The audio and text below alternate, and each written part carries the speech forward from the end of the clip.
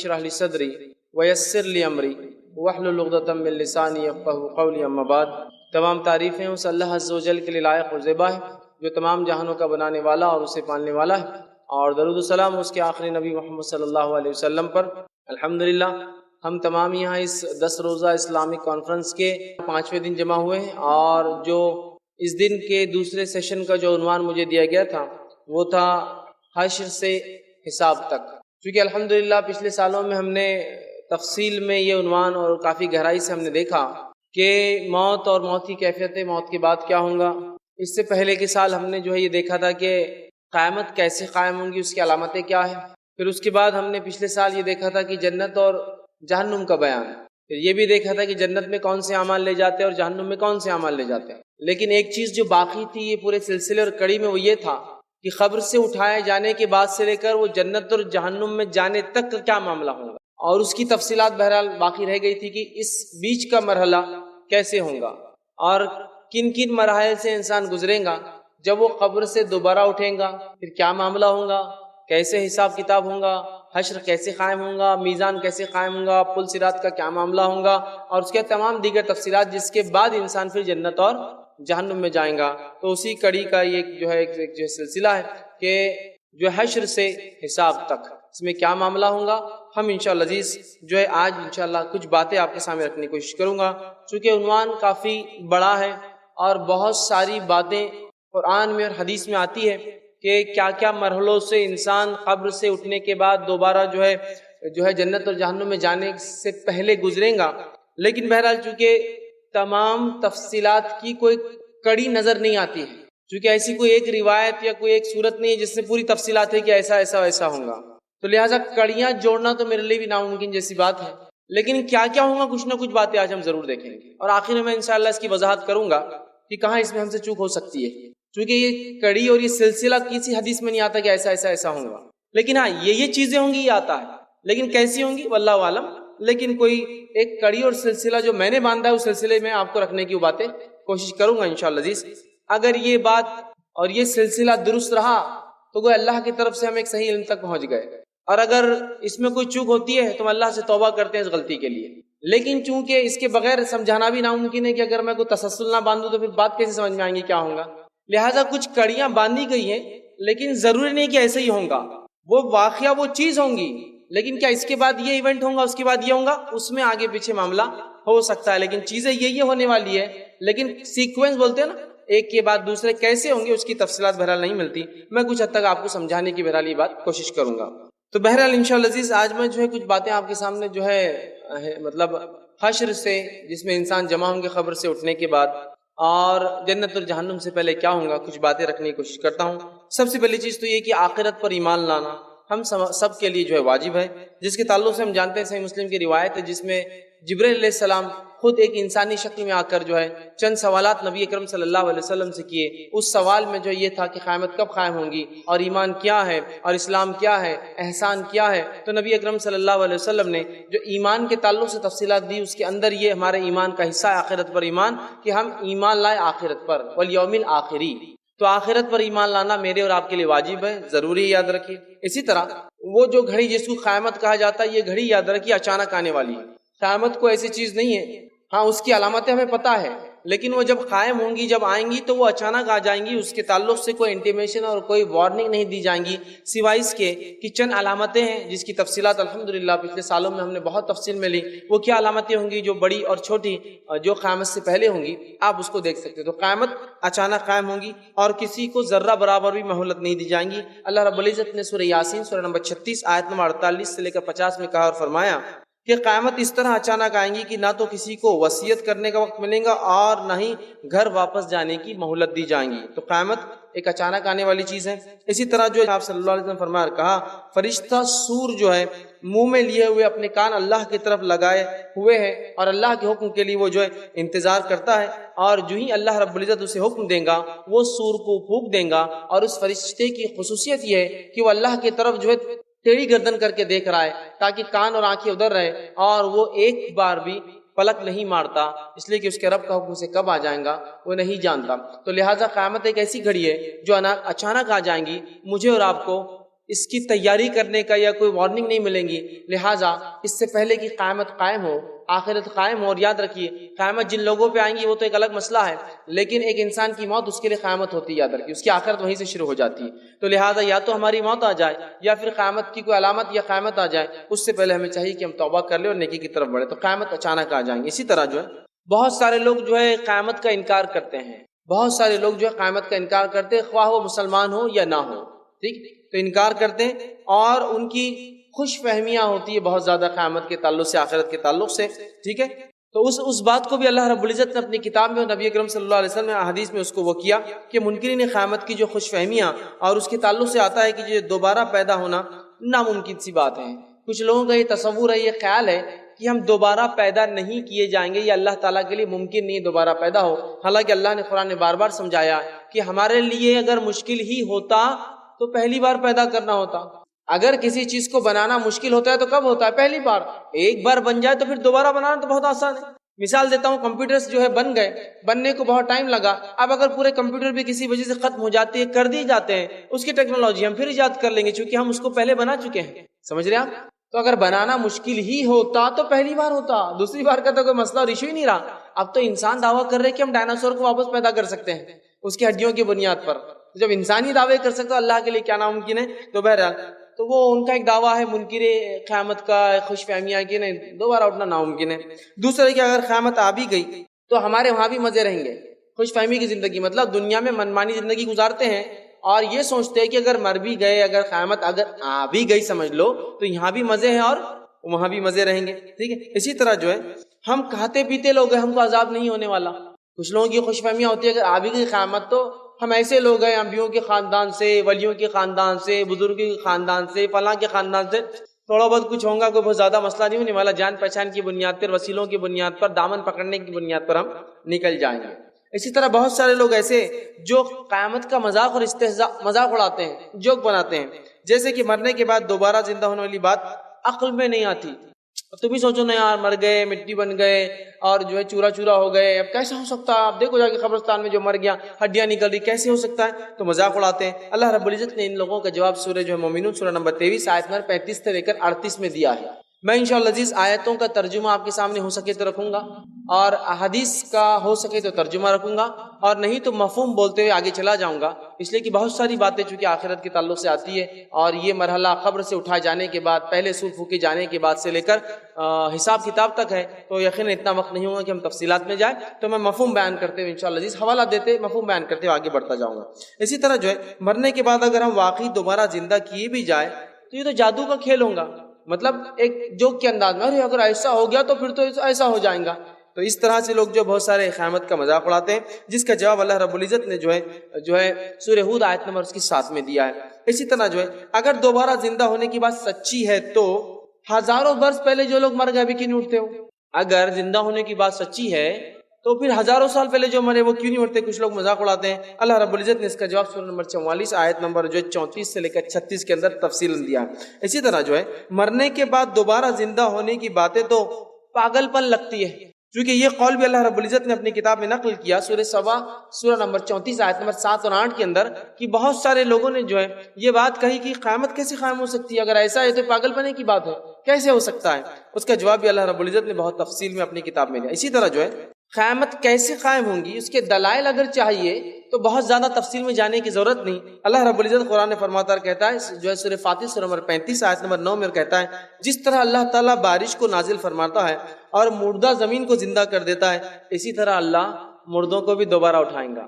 یہ سب سے بہترین مثال ہے بارش کا گرنا اور مردہ زمین کا زندہ ہونا کہ ہم لوگ دوبارہ اٹھائے جائیں گے.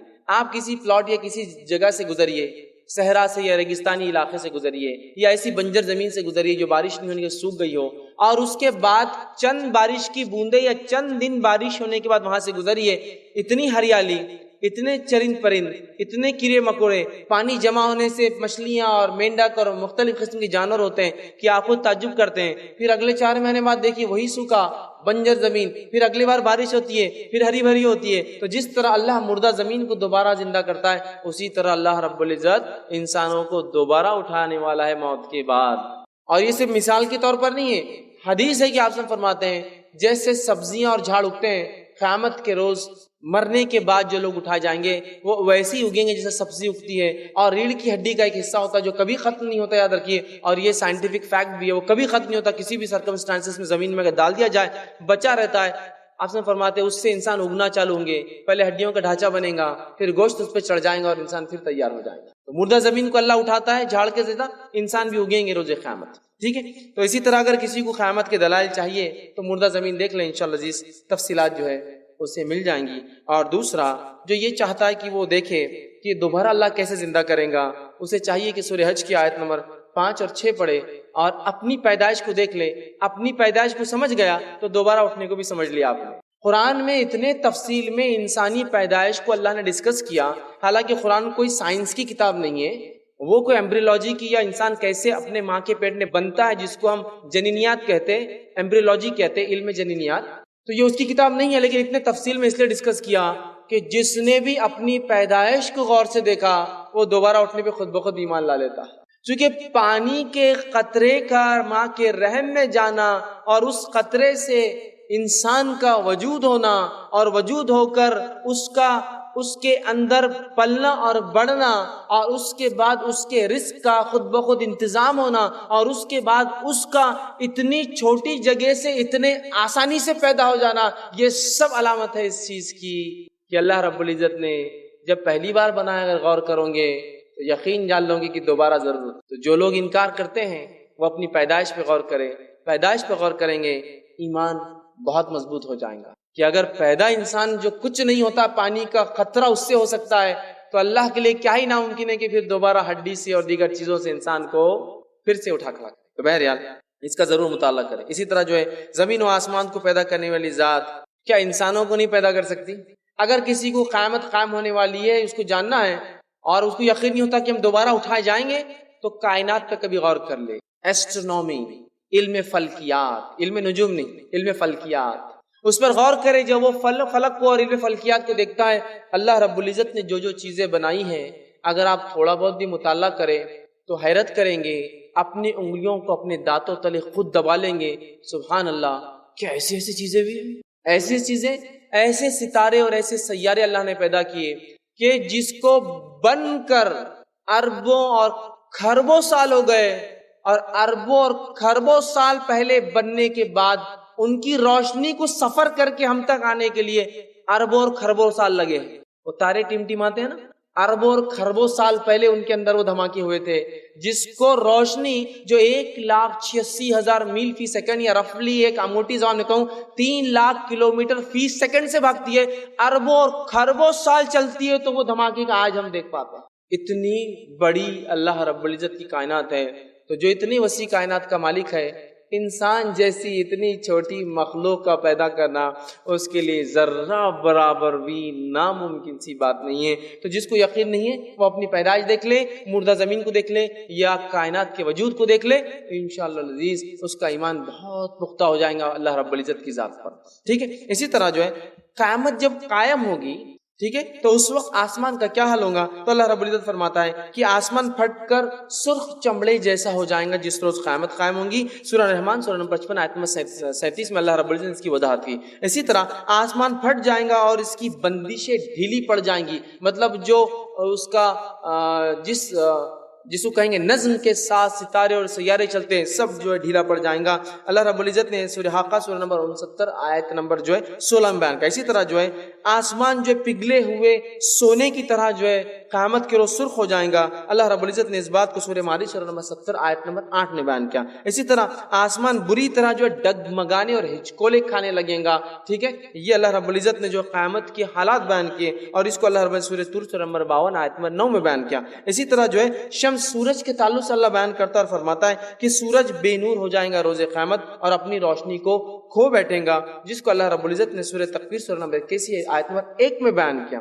اسی طرح چاند کے تعلق سے بیان کیا کہ چاند بھی اپنی روشنی کو کھو بیٹھے گا اور بے نور ہو جائے گا، جس کو اللہ رب العزت نے سورہ قیامت سورہ نمبر 75 آیت نمبر 9 میں اس واقعے کو بیان کیا۔ اسی طرح نجوم ستاروں کا یہ حال ہوگا کہ ستارے اپنے نور کھو بیٹھیں گے اور جھڑ جائیں گے، جیسے کہ وہ لگے وہاں سے نیچے گر جائیں گے، جھڑ جائیں گے، ستاروں کے یہ حالت ہو جائیں گے اور سارے بکھر جائیں گے۔ اسی طرح زمین کی کیفیت یہ ہوگی جب قیامت قائم ہوگی کہ زمین بری طرح ہچکولے کھائیں گی۔ ہچکولے سمجھتے ہیں؟ ایک گاڑی میں آپ بیٹھے ہیں اور اچانک اس کا فیول ختم ہو جائے، پیٹرول یا گیس ختم ہو جائے تو وہ جھٹکے جو لیتی ہے وہ ہچکولے، آدمی اوپر اچکنا شروع کر دیتا ہے، یا جانور اچانک بھاگنا شروع کر دے کھڑے سے بدک کر، تو جو آدمی کی کیفیت ہوتی ہے پیٹھ پر وہ ہچکولے ہوتے ہیں، تو زمین ہچکولے کھانے لگیں گی۔ اسی طرح جو ہے زمین اللہ تعالیٰ کے ڈر سے کانپنے لگیں گی۔ اسی طرح جو اللہ رب نے فرمایا زمین اپنے خزانوں کو باہر نکال دیں گی۔ اسی طرح فرمایا زمین جو ہے ایک ہی جو ہے چوٹ میں ریزہ ریزہ ہو جائیں گی، مطلب قیامت میں جو جھٹکا محسوس ہوگا اس سے زمین ریزہ ریزہ ہو جائیں گی۔ اسی طرح جو ہے قیامت جو جب قائم ہوں گی تو پہاڑوں کا یہ حال ہوگا، اللہ فرماتا ہے پہاڑ بادلوں کے جیسے چلنے لگیں گے۔ پہاڑ بہت مضبوط چیز ہوتی ہے، زمین میں کئی کئی کلومیٹر دھسے ہوئے ہوتے ہیں، یہ جیسے بادل چلتا ہے نا، بادل کتنے آسانی سے ہوا چلتی ہے تو آپ دیکھیے چلتا ہے، بادلوں کے جیسے چلنے لگیں گے۔ اسی طرح جو ہے پہاڑ ریت کے ذروں کے جیسے ہو کر جو ہے ہوا میں اڑنے لگیں گے۔ اسی طرح جو ہے پہاڑ مٹی کے ڈھیلوں کے جیسا ڈھہ جائیں گے، کھڑے سے برباد ہو جائیں گے۔ اسی طرح جو ہے پہاڑ وہ روئی جس کو دھن دیا جاتا ہے، روئی جو ہوتی ہے نا موٹی ہوتی ہے، لیکن جب اس کو دھن کے صاف کرتے ہیں اور ہلکی ہوتی ہے، اس کو پھونک دیجئے ہوا سے گھومتے گھومتے نکل جاتی ہے، تو پہاڑ دھنی ہوئی اون جیسی نرم اور نازک ہوا سے اڑتی ہے اس طرح سے اڑنے لگیں گے، جو کہ اتنی مضبوط چیز ہے۔ اور سمندر کے تعلق سے فرمایا سمندر جو ہے اس کا پانی آگ پکڑ لے گا، مطلب اتنی تپش ہوگی روز قیامت کہ سمندر بھڑک جائیں گے اور جلنے لگیں گے۔ یہ مختصر تعارف تھا قیامت کا، اس کے پہلے کی علامتیں ہم اس سے پہلے دیکھ چکے ہیں۔ یہ قیامت قائم ہوتی ہے، اب کیا ہوتا ہے جو قیامت قائم ہوں گی، وہ کیا وجہ سے قیامت قائم ہوں گی، اس بات کی طرف آتے ہیں۔ اور وہ پہلی چیز ہے سور کا پھونکا جانا، سور پھونکا جانا، اور جو ہے قیامت کی ابتدا نفخ السور، سور کے پھونکے جانے سے چالو ہوں گی، جس کو سورہ قاف سورہ نمبر 50 آیت نمبر 20 میں اللہ نے بیان کیا کہ قیامت جو قائم ہوگی وَنُفِخَ فِي الصُّورِ، اور اللہ تعالیٰ جو ہے سور کو پھونکنے کا حکم دیں گا۔ نفخ اس کو پھونک دیا جائے گا، گویا وہ خالی چیزوں کو جس میں ہوا ماری جاتی ہے، تو سور پھونکا جائے گا، یہ پہلی چیز ہوگی۔ جو سور کی شکل کیا ہے تو اس کے تعلق سے جامع ترمذی کی روایت ہے، ایک شخص لکھا اللہ کے رسول سور کیسا ہوگا، تو کہا سور جانور کے سینگ کی جیسی کوئی چیز ہے۔ جانور کا سینگ کیسا ہوتا ہے؟ گول ہوتا ہے، شروع میں چھوٹا، مطلب اگر اس کو دیکھا جائے تو نیچے بڑا ہوتا ہے، اوپر کی طرف چھوٹا ہوتا ہے، اور سور نفخ ہے، ایک سوراخ جیسی چیز ہے جس کے اندر پھونکا جائے گا، بلو کیا جائے گا ادھر، ٹھیک ہے۔ تو لہٰذا سنگ کیسا ہوتا ہے؟ نیچے بڑا اوپر چھوٹا، تو سور اسی قسم کی ایک چیز ہے جو آگے کی طرف چھوٹی، جہاں سے پھونکا جائے گا، اور سامنے کی طرف بڑی ہوتی ہے، اور اس کے اندر سے کیا ہوگا؟ سور پھونکنے سے آواز نکلیں گی، یاد رکھیں یہ ایک بجنے والی چیز ہے۔ تو اس سے پتا چلا روز قیامت جو قائم ہوں گی، اور جس جھٹکے سے قیامت کو، جس دھماکے سے قائم کیا جائے گا، وہ ساؤنڈ ویوز ہوں گے، وہ جو ہے آواز کی طاقت ہوں گی، وہ آواز کی، اور ہم سب جانتے ہیں آواز کی طاقت کیا ہوتی ہے۔ کوئی زوردار دھماکہ ہو تو دور دور تک کانچیں پھٹ جاتی ہے اور انسان دھماکے سے اڑ کے گر جاتے ہیں، اس کی صرف آواز۔ تو سور کوئی پھونکے جانے والی چیز ہے، یہ سینگ کے جیسی ہے جانور کے، اور اس میں ہوا جو ہے پھونکی جائیں گی اور فرشتہ ہوگا۔ اسی طرح سور پھونکنے کے وقت صاحب سور پھونکے جانے کے تعلق سے صاحب سور، جن کے پاس سور ہے، وہ جو ہے اسرافیل علیہ السلام ہے، تو ان کی کیفیت جو ہوں گی روز قیامت وہ یہ ہوں گی، یہ جو ہے اس روایت کی حدیث میں الفاظ یوں ہیں کہ جس روز سور پھونکا جائے گا تو ان کے ایک جانب جو ہے جبرائیل علیہ السلام ہوں گے، اور دوسرے جانب جو ہے میکائیل علیہ السلام ہوں گے، اور اسرافیل علیہ السلام وہ فرشتے ہوں گے جو سور کو پھونکیں گے۔ اسی طرح جو ہے سور کی آواز اس قدر شدید ہوں گی، جیسے جیسے لوگ سنتے جائیں گے ویسے ویسے ہلاک ہوتے جائیں گے۔ صحیح مسلم کی روایت ہے یہ کہ جیسے سور پھونکا جائے گا آواز دھیرے سے شروع ہو کے بڑھتی جائیں گی، اور جیسے جیسے آواز بڑھتی جائیں گی لوگ ہلاک اور برباد ہونا شروع ہو جائیں گے۔ اسی طرح جو ہے سور کی جب آواز، سور پھونکا جائے گا اس کی آواز ہوگی، نبی اکرم صلی اللہ علیہ وسلم فرما رکھا جب سور پھونکا جائے گا تو اگر موقع ملے، صحابہ نے کہا ہم کیا دعا پڑھیں، تو آپ نے فرمایا یہ دعا پڑھنا حسبنا اللہ و نعم الوکیل، یہ دعا پڑھنا، یہ دعا انشاءاللہ تمہارے لیے کافی ہو جائیں گے، مطلب حسن خاتمے کے لیے، چونکہ انسان اس میں ہلاک اور برباد ہوتے رہیں گے۔ اسی طرح جو ہے اسرافیل علیہ السلام اپنی پیدائش کے وقت سے لے کر اب تک، جب سے پیدا ہوئے تب سے لے کر اب تک کھڑے ہیں سور کے سامنے ان کا منہ ہے اور گردن ٹیڑھی ہے، آنکھیں اللہ کی طرف ہے اور کان بھی اس طرف ہیں۔ اللہ کا حکم کب آتا ہے؟ اور حکم آتے ہی وہ اس میں پھونک دیں گے اور پھر دنیا جو ہے ہلاک ہو جائیں گی، اور وہ ذرہ برابر بھی جو ہے رکتے نہیں یا پلک بھی نہیں مارتے ہیں، کہیں پتہ نہیں کب اللہ تعالیٰ کا حکم آ جائے۔ اسی طرح جو ہے سور کس دن پھونکا جائے گا؟ تو اس کے تعلق سے بات معلوم ہوتی ہے، یہ ابن ماجہ کی روایت ہے، سور جمعہ کے دن پھونکا جائے گا۔ قیامت کس روز قائم ہوں گی؟ سور پھونکا جائے گا، وہ جمعہ کا دن ہوگا، اور حدیث کے الفاظ اس طرح سے جمعہ کے روز قیامت قائم ہوں گی، لہٰذا تمام مقرب فرشتے، آسمان، زمین، پہاڑ، یہ ساری چیزیں جو ہے جمعہ کے دن جو ہے ڈرتے ہیں اور پریشان رہتے ہیں۔ ہر جمعہ فرشتے، زمین، آسمان، ہوا، یہ سب ساری چیزیں جمعہ کے دن پریشان ہوتی ہے، اس لیے کہ انہیں پتا ہے کہ قیامت جمعہ کے دن قائم ہونے والی ہے۔ اسی طرح جو ہے سور کتنی مرتبہ پھونکا جائے گا؟ تو یہ سور کے تعلق سے جو باتیں پتہ چلتی ہے وہ 2 مرتبہ پھونکا جائے گا۔ پہلی مرتبہ پھونکنے سے ہلاک، اور دوسری مرتبہ پھونکنے کے بعد ساری چیزیں واپس زندہ ہونا چالو ہو جائیں گی، حتیٰ کہ انسان اور جانور بھی زندہ پھر سے کر دیے جائیں گے۔ سور 2 بار پھونکا جائے گا، یہ بات ہمیں جو ہے سورہ زمر سے جو ہے پتہ چلتی ہے۔ اسی طرح جو ہے 2 بار سور پھونکنے کے بیچ میں کتنی مدت ہوں گی؟ تو اس تعلق سے مسلم کی روایت ہے، ابو ہریرہ رضی اللہ عنہ فرماتے ہیں کہ پہلے سور کے بعد دوسرا سور پھونکنے کے بیچ میں 40 کا فاصلہ ہوگا۔ تو صحابہ نے کہا کیا 40 سال؟ تو ابو ہریرہ رضی اللہ عنہ نے فرمایا میں نہیں جانتا۔ تو کہا 40 گھنٹے؟ تو کہا میں نہیں جانتا۔ تو کہا 40 صدیاں؟ تو کہا میں نہیں جانتا کتنا، بس میں نے اتنا ہی سنا تھا آپ صلی اللہ علیہ وسلم 40، میں نہیں سن پایا آگے کا آپ صلی اللہ علیہ وسلم نے کیا بیان کیا۔ تو 40 کی مدت گزریں گی جب ایک سور پھونکا جائے گا اس کے بعد دوسرے، اور اس مدت میں فرسٹ اور سیکنڈ سور کے اندر جو ہے اس مدت میں اللہ رب العزت کی ذات کے علاوہ کچھ بھی کائنات میں باقی نہیں، ہر چیز ہلاک اور برباد کر دی جائیں گی۔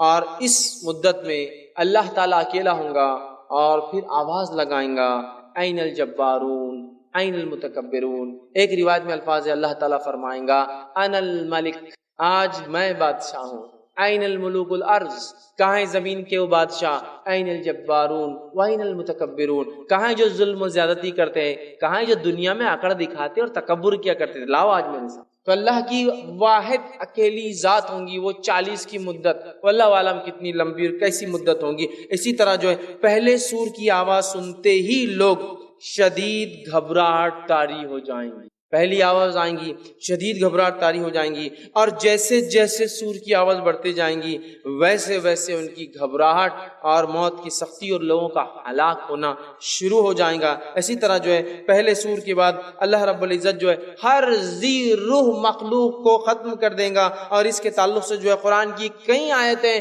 کہ تمام چیزیں ہلاک ہو جائیں گی سوائے تیرے رب کے چہرے کے اور تیرے رب کی ذات کے، سب ہلاک ہو جانے والا، یاد رکھیے کچھ نہیں بچے گا۔ اسی طرح جو ہے نفخ اول، پہلے سور پھونکے جانے کے بعد اللہ تعالیٰ ارشاد فرمائیں گا آج کا روز بادشاہی میری ہے، سب ختم ہو جائیں گا، اللہ کی ذات ہوں گی آج بادشاہی میری ہے، اور پھر خود ہی ارشاد فرمائیں گا کہ آج بادشاہت کس کی ہے، اور پھر فرمائیں گا کہ اللہ کی جو واحد ہے اور قہار ہے، سب کچھ کر سکتا ہے، گرفت کر سکتا ہے، پکڑ سکتا ہے، سزا دے سکتا ہے۔ ٹھیک ہے، اسی طرح جو ہے نفخ اول کے کچھ عرصے بعد آسمان سے بارش نازل ہوئی۔ پہلے سور پھونکے جانے کے بعد کیا ہوں گا؟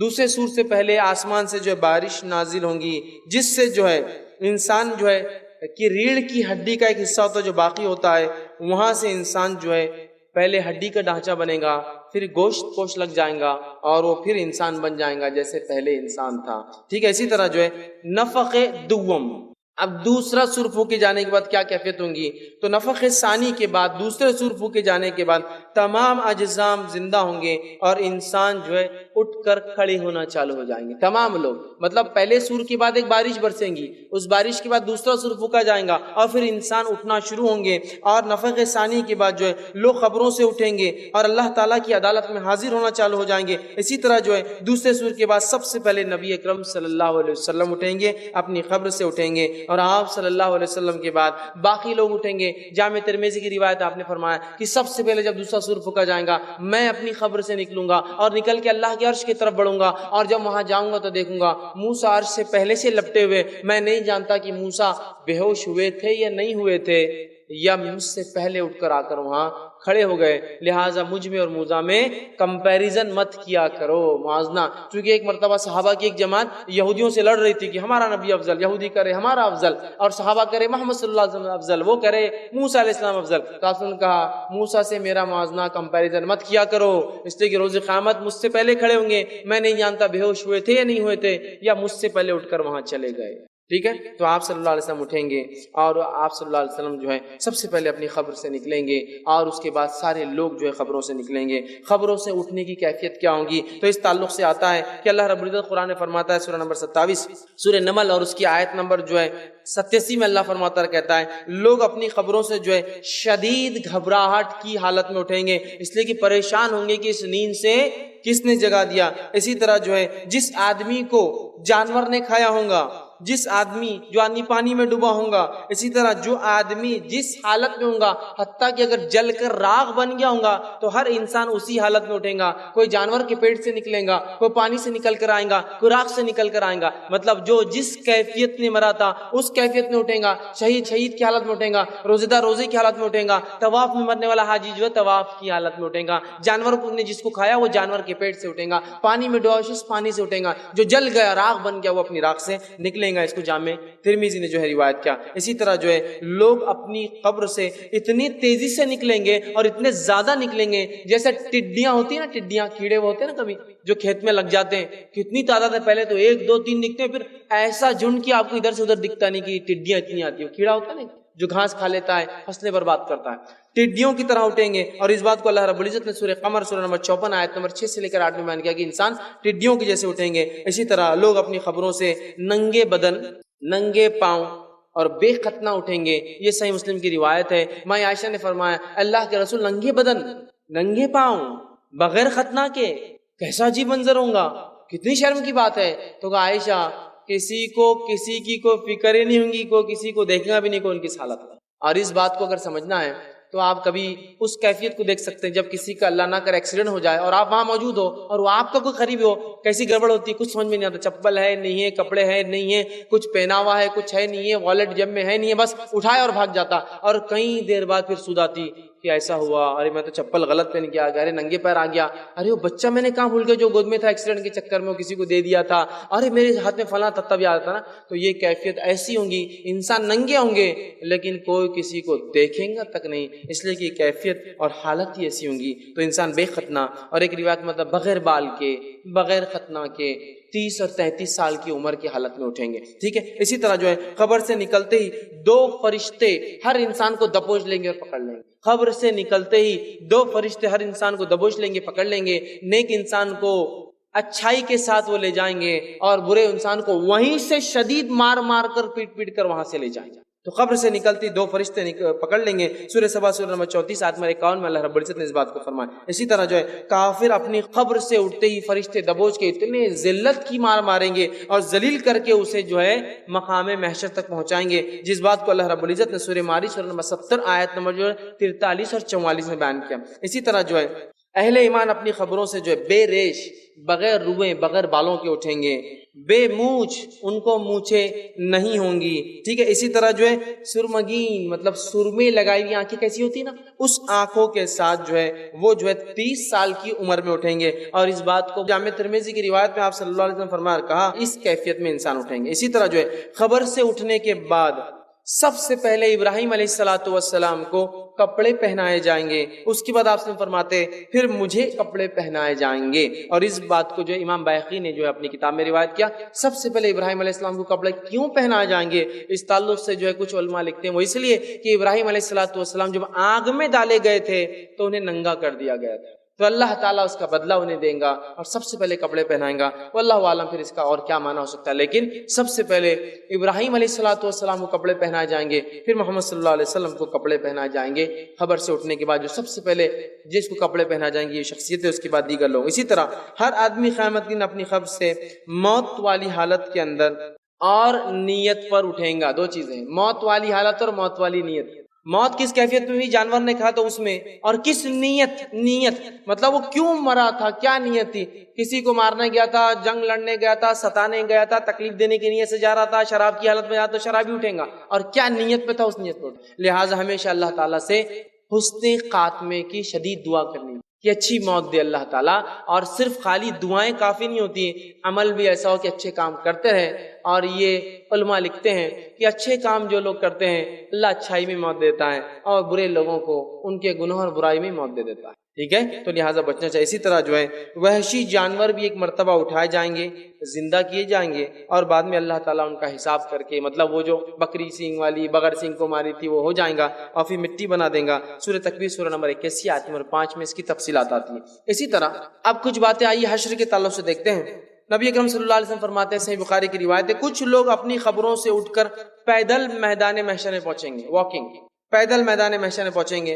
اسی طرح ایک اور روایت میں جو بخاری کی حدیث ہے، آپ نے فرمایا کچھ لوگ اپنی خبروں سے اٹھ کر سواریوں پر میدان محشر میں پہنچیں گے. یہ وہ لوگ ہوں گے جن کا ظاہر سی بات اللہ اکرام کریں گے، تبھی وہ سواریوں پہ، تو سواریوں پر پہنچیں گے. اور کافر کو آگ مقام محشر پہ ہکال کے لے جائیں گے.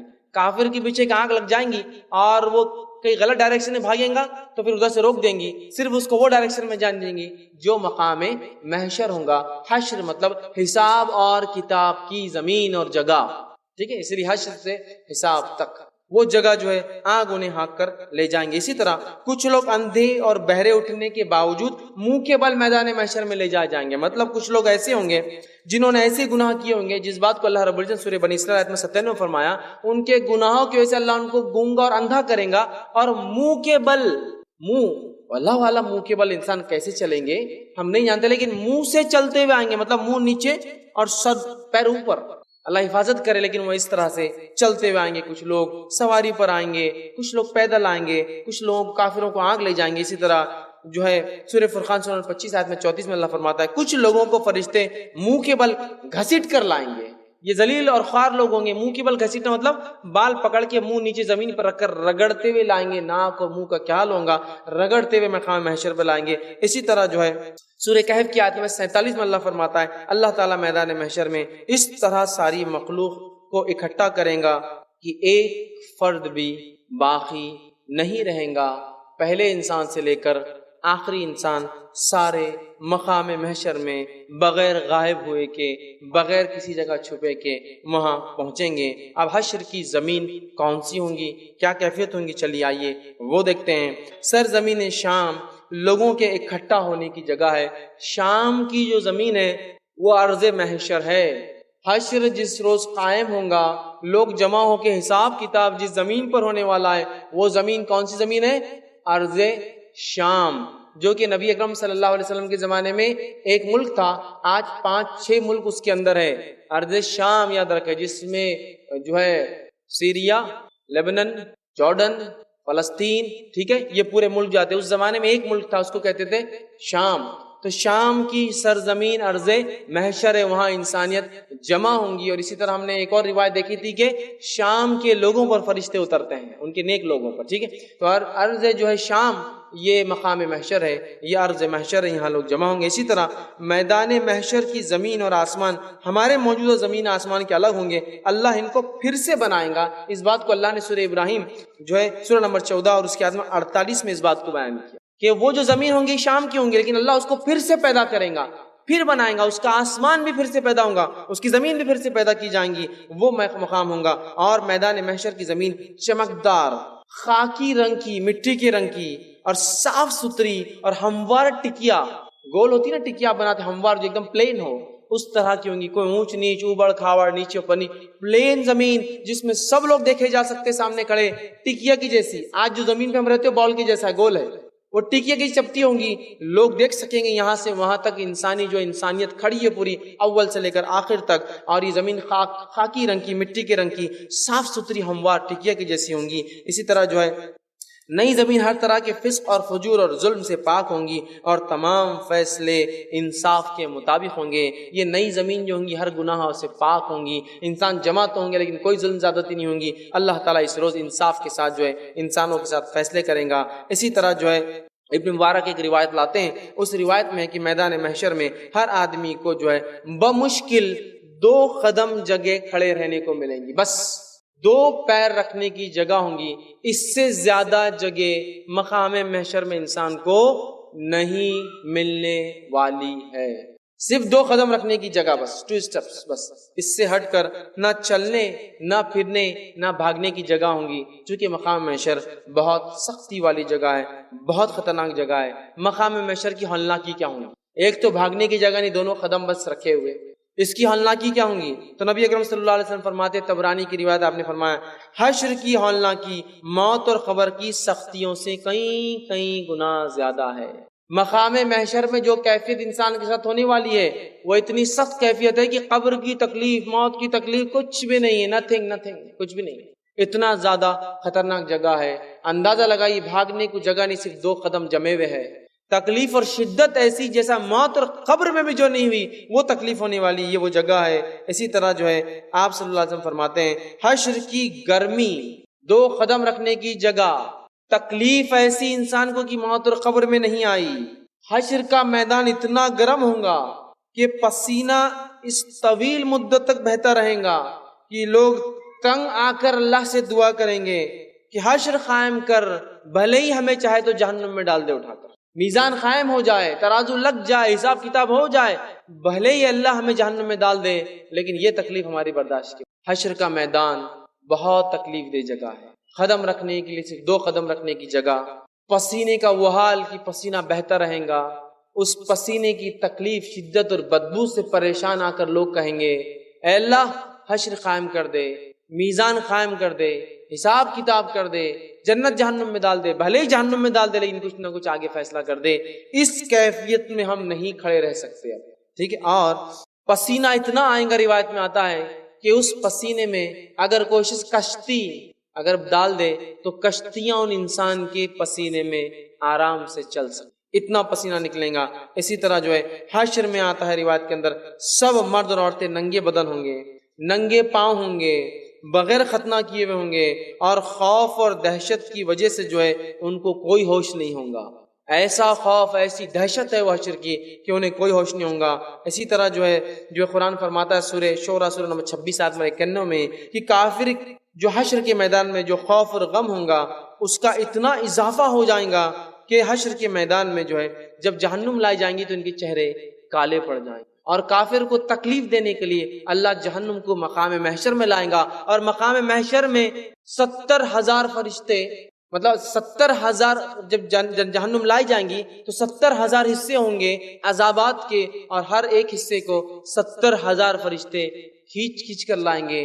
جہنم ایک بہت بڑی حقیقت ہے، یاد رکھیں، ایک بہت بڑی فزیکل چیز ہے۔ بہت سے لوگ بولتے ہیں نہیں ڈرانے کے لیے رہتی، 70,000 فرشتوں کا پل کر کے کھینچ کر لانا کوئی مذاق کی بات نہیں ہے، اور ایک ایک حصے کو 70,000 فرشتے کھینچیں، 70,000 ضرب 70,000 490 کروڑ فرشتے صرف جہنم کو کھینچ کر لائیں، ٹھیک۔ اسی طرح جو ہے حشر کی ہولناکیوں کو دیکھ کر کفار اور فجار گناہ گاروں کے چہرے کالے سیاہ پڑ جائیں گے۔ سورہ یونس آیت نمبر 27 میں بات اللہ رب العالمین نے فرمائی۔ اسی طرح جو ہے آپ وسلم فرماتے ہیں، حاکم کی روایت ہے، جس طرح سے تیر کمان میں لگ جاتا ہے اور لگنے کے بعد پریشان رہتا ہے کہ تو کھینچ کے اس پہ ٹینشن ہوتا ہے نا، کھینچ کے رکھتے ہیں، اور تیر پریشان ہوتا ہے، جو لوگ تیر چلاتے ہیں ان کو اس کا اندازہ ہے کہ آپ نے کھینچ دیا اس کو ٹینشن دے دیا، اب تیر کنٹینیوس صرف کاپتے رہتا ہے، چونکہ اس کو نکلنا ہے، چھوٹنا، جتنا ٹینشن اس کے زیادہ پیچھے اتنی رفتار سے نکلے گا۔ تو آپ سب فرماتے ہیں جس طرح سے تیر جو ہے کمان میں مشکل میں ہوتا ہے، نکلنا ہے نہیں، کبھی بھی چھوٹ سکتا ہے اور تکلیف میں ہوتا ہے، اسی طرح انسان 50,000 سال تک مقام محشر میں اس تکلیف میں کھڑے ہوں گے۔ 50,000 ایئرز تک حساب نہیں ہوگا، اتنے سال سب کو کھڑے رہنا ہے۔ اندازہ لگائیے دنیا کی 50-60 سال کی زندگی، جس میں 4-5 مہینے کی گرمی، جس میں کبھی کبھار ٹیمپریچر کا 40-45 تک چلا جانا، انسان کو کھانا پینا، اٹھنا بیٹھنا، صحت و تندرستی اور مشکل کر دیتا اور بیماریوں میں ڈال دیتا۔ 50,000 سال تک ایسی گرمی میں جس سے پسینے میں کشتیاں چلائی جا سکتی ہے، 50,000 ایئر تک وہ کیفیت کی 2 پیر رکھنے کی جگہ، اور کیفیت وہ جیسے تیر کی کیفیت کمان میں ہوتی، کب نکلے گا، اس تکلیف کے اندر لوگ کھڑے ہوں گے۔ اسی طرح جو ہے کفار اور مشرکین کے لیے حشر کا نصف دن، یہ تو عام لوگوں کے لیے ہے، کفار اور مشرکین کے لیے حشر کا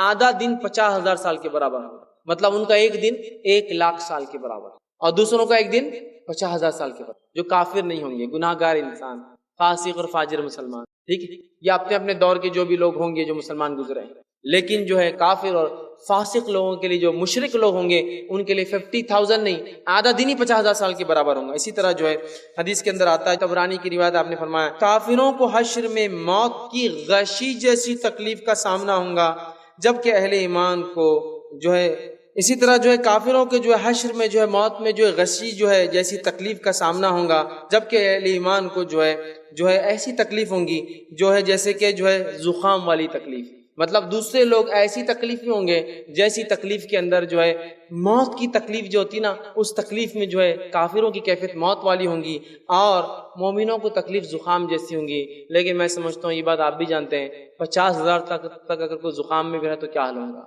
اور زخام انسان کو کتنا لاغیر کرتا ہے آپ جانتے ہیں۔ دیگر بیماریوں میں انسان سمجھ جاتا ہے، لیکن زخام کی تکلیف سے جسم کا ہر حصہ تکلیف، لیکن پھر بھی موت کی غشی کے مقابلے میں تو یہ تکلیف، تو کافروں کو موت کی غشی اور مومنوں کو زخام آئے جیسی تکلیف ہوں گی، ٹھیک ہے۔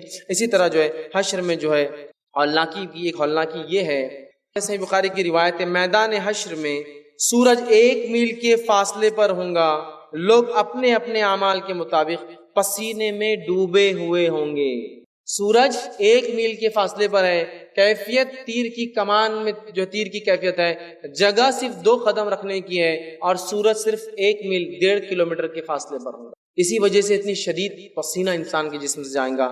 اسی طرح جو ہے آپ سلم فرماتے اور کہتے ہیں، یہ جو ہے روایت جو ہے حاکم کی ہے، بعض لوگوں کا پسینہ ایڑیوں تک ہوگا، بعض لوگوں کا پسینہ پنڈلیوں تک ہوگا، بعض لوگوں کا پسینہ گھٹنے تک ہوگا، بعض لوگوں کا پسینہ جو ڈوبے ہوئے کمر تک ہوگا، بعض لوگوں کا پسینہ کاندھوں تک ہوگا، بعض لوگ اپنے پسینے کے اندر سوئم کر رہے ہوں گے، تیر رہے ہوں گے، اور بعض لوگوں کے پسینے کے تعلق سے آپ فرماتے ہیں اتنا پسینہ نکلیں گا کہ زمین میں 140 میٹر تک چلا جائے گا۔ یہ اوپر کی کیفیت اور یہ نیچے کی کیفیت، مطلب ارض محشر چوسیں گی تو 70 باغ کے لفظ حدیث میں، اور 70 باغ کو اگر آج کے اس میں تبدیل کیا جائے تو 140 میٹر ہوتا۔ پسینہ اوپر بھی اتنا، زمین کے اندر بھی انسان پسینہ اس کا جذب ہو جائے گا اتنا زیادہ۔ اسی طرح جو ہے محشر میں جو ہے گروہ بندی کر دی جائیں گی، ہر انسان اپنے جیسے اعمال والے کے ساتھ ٹیم میں ہوں گا، گروہ بندی ہوں گی۔ اور اللہ رب العزت نے سورہ یاسین سورہ نمبر 36 آیت نمبر 59 نے فرمایا وَامْتَازُوا الْيَوْمَ أَيُّهَا الْمُجْرِمُونَ، اب امتیاز کر دو، الگ کر دو مجرموں کو،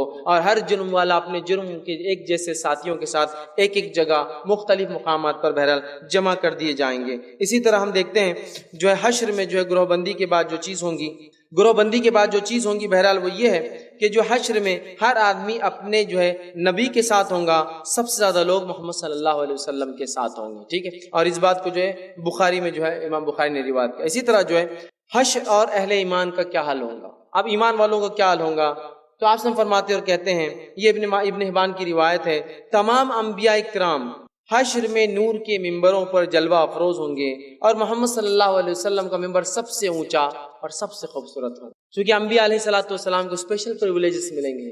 ہو سکتا ہے شروعات میں یہ کیفیت ہو اور بعد میں پھر اعمال کے حساب سے لوگ بٹھا دیے جائیں، واللہ عالم۔ تو بہرحال نور کے ممبر ہوں گے سارے انبیاء، اور محمد صلی اللہ علیہ وسلم کا ممبر سب سے اونچا سب سے اعلیٰ ہوگا۔ اسی طرح جامع ترمذی کی روایت آپ نے فرمایا کہا تمام انبیاء کرام کو میدان حشر میں جھنڈے دیے جائیں گے جس کے تلے ان کی قوم کھڑی ہوں گی، اور سب سے اعلیٰ اور سب سے اونچا جھنڈا محمد صلی اللہ علیہ وسلم کو دیا جائے گا۔ اور آپ کے جھنڈے کی خصوصیت ہوں گی کہ آپ کے جھنڈے کے تلے دیگر انبیاء بھی آ کر شامل ہو جائیں گے، حالانکہ ان کی قومیں ان کے جھنڈے تلے ہوں گی، لیکن آپ صلی اللہ علیہ وسلم پورے محشر کی لیڈرشپ ہوں گی آپ کے پاس، کہ آپ کا سب سے اونچا اعلیٰ جھنڈا، اور ساری قومیں اپنے اپنے نبی کے جھنڈے تلے، اور وہ سارے نبی محمد صلی اللہ علیہ وسلم کے جھنڈے تلے، ٹھیک ہے۔ تو یہ مقام ہے محمد صلی اللہ علیہ وسلم اور آپ کی ذات کا۔ بہرحال اسی طرح جو ہے سورہ انبیاء سورہ نمبر 21 آیت میں 103 میں اللہ فرماتا ہے اہل ایمان حشر میں ہر طرح کی گھبراہٹ اور پریشانی اور ذلت اور رسوائی سے محفوظ رہیں گے۔ اللہ تعالیٰ ایمان والوں کو ایسے مقام پر اپنے بندوں کو، نیک لوگوں کو محفوظ رکھیں گا۔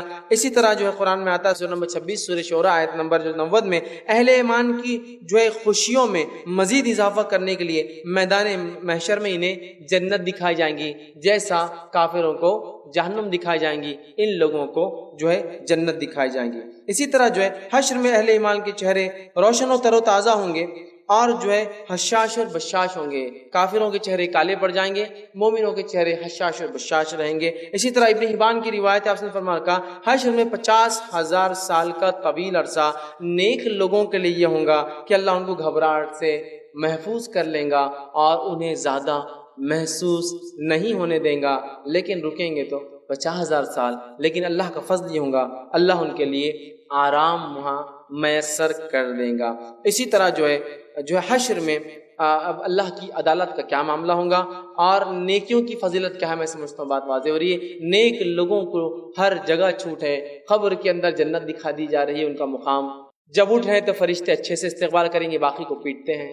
اس کے بعد یہ حالت یہ ہے کہ جو ہے مقام محشر میں مارتے ہوئے لا جائیں کافروں کو، ان کے چہرے کالے. مومنوں کا حال یہ ہے کہ وہ خوش ہوں گے، غم سے بری ہوں گے اور 50,000 سال بہت آسانی سے گزر جائیں گے. لہٰذا ہمیں چاہیے کہ خوب سے خوب نیکیوں کی طرف ہم بڑھیں. اسی طرح حشر میں اللہ کی عدالت کیسے قائم ہوگی، آئیے جو اس کے تعلق سے جو ہے سورہ فرقان سورہ 25 آیت 25 اور 26 میں اللہ فرماتا ہے عدالت قائم ہونے سے پہلے آسمان پھٹ جائیں گا، فضا میں ہر طرف بادل پھیل جائیں گے اور حق تعالی اللہ تعالی فرشتوں کے ساتھ میدان محشر میں نزول فرمائیں گے. اللہ تعالیٰ نازل ہوں گا مقام محشر میں حشر کے دن.